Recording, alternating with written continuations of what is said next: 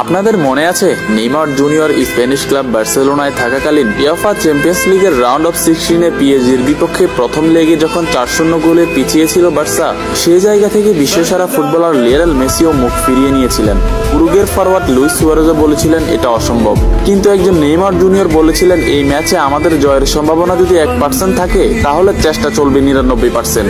এবং সংবাদ সম্মেলনে নেইমার জুনিয়রের সেই আত্মবিশ্বাস শেষ পর্যন্ত বার্সেলোনাকে জয়ের লক্ষ্যে পৌঁছে দিয়েছিল। সেই ম্যাচে নেইমার জুনিয়রের জোড়া গোল, 1 অ্যাসিস্ট করে ফুটবল ইতিহাসের সবচেয়ে অবিশ্বাস্য কামব্যাক করে বার্সেলোনা। সেদিনের নেইমার জুনিয়র বর্তমানে সেলসাওদের স্কোয়াড থেকে ছিটকে গেছেন। শুধু ব্রাজিল স্কোয়াড থেকে ছিটকে যাননি, ছিটকে গেছেন কোপা আমেরিকা থেকেও।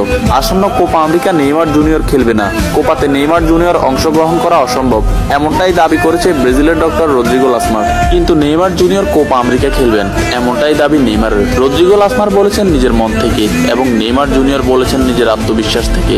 আর আমরা বিশ্বাস করি এবং আমরা জানি নেইমার জুনিয়র যে কথা নিজের আত্মবিশ্বাস থেকে বলেন সেটা তিনি করে দেখান।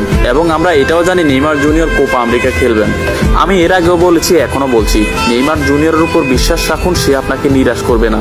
তো প্রিয় দর্শক, কারা কারা ভালোবাসেন অবাগা ফুটবলার নেইমার জুনিয়রকে? আজকের ভিডিও